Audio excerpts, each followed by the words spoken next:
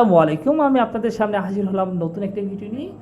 এই ভিডিওতে আমি আপনাদের সাথে এক্সেলের বেশ কয়েকটি ইম্পর্টেন্ট টপিকস নিয়ে আলোচনা করব। আশা করি আপনারা ভিডিওটি পূর্ণরূপে উপভোগ করবেন এবং আমাদের সাথেই থাকবেন। তাই আমি আপনাদেরকে অনুরোধ করব যে ভিডিওটি উপভোগ করতে চাইলে আমাদের চ্যানেলটি সাবস্ক্রাইব করতে ভুলবেন না। এতে আপনি আমাদের ভবিষ্যতে আসার নতুন ভিডিওগুলো পেয়ে থাকবেন সবার আগে। সো দেরি না করে শুরু করা যাক ভিডিওটি। প্রথমেই আমরা সাম, ম্যাক্সিমাম, মিনিমাম, অ্যাভারেজ এবং ইফ দিয়ে শুরু করছি। সো আমি শিট 1-এ চলে আসলাম। আমি আপনাদের সুবিধার্থের জন্য আমি আগে একটা ফরম্যাট রেডি করে রেখেছি। এটা একটা মার্কশিট। সো মার্কশিটে আমরা প্রথম সামের সূত্র অনুযায়ী কীভাবে টোটাল বের করবো সেটা আমরা দেখব।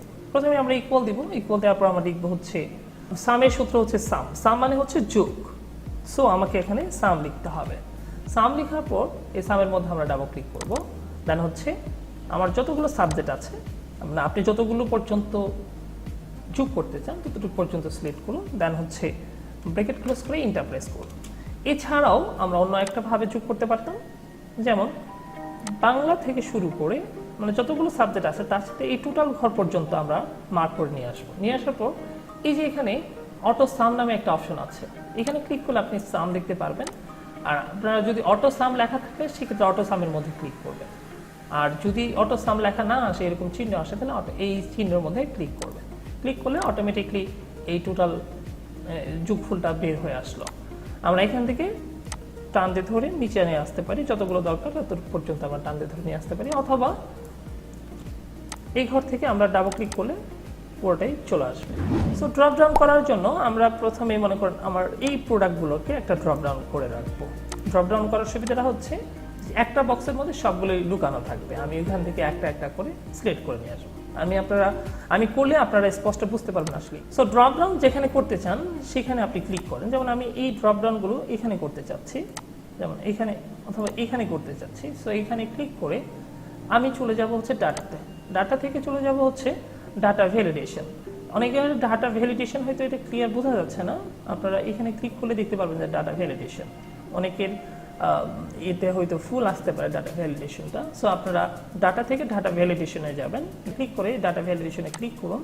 ক্লিক করার পর এখন অ্যালাউ দেওয়া আছে, অ্যালাউ এনি ভ্যালু দেওয়া আছে। আমরা এখানে ক্লিক করে আমরা লিস্ট করে দেব।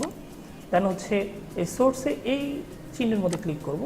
আমরা কি সোর্স নিয়ে আসতে চাচ্ছি, এই মোবাইল থেকে চার্জার এতদূর পর্যন্ত। দেন হচ্ছে আবার এখানে ক্লিক করব। ক্লিক করার পরে এখন আমি ওকে প্রেস করে দেবো। আমার কিন্তু এই ড্রপ ডাউন লিস্টে এখানে চলে আসছে। আপনারা যদি এখানে ক্লিক করেন দেখেন মোবাইল,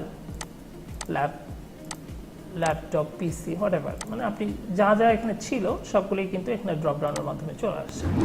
কারেন্সি সিম, সেলের যে প্রোডাক্টগুলো এটা হচ্ছে টাকা হবে, 100 টাকা হবে বা 50 টাকা হবে বা 40 টাকা হবে।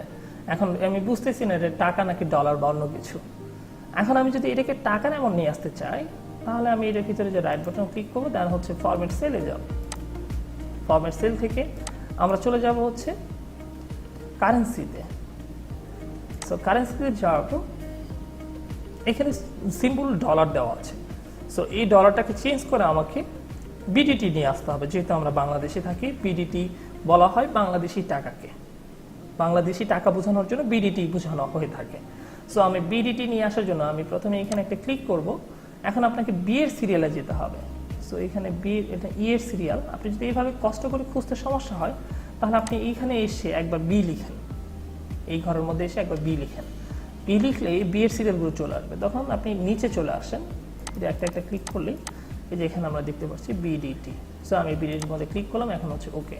দেন হচ্ছে আপনি অ্যামাউন্টটা কীভাবে নিতে চাচ্ছেন, এটা কি ব্র্যাকেট সহ নাকি কালো ব্র্যাকেট হবে, লাল ব্র্যাকেট হবে না ব্র্যাকেট ছাড়া হবে, এখান থেকে আপনি সিলেক্ট করে নিতে পারেন। আমি সাপোজ ব্র্যাকেট সহ নিলাম, ওকে দিলাম, আমার কিন্তু সেটাই আসছে।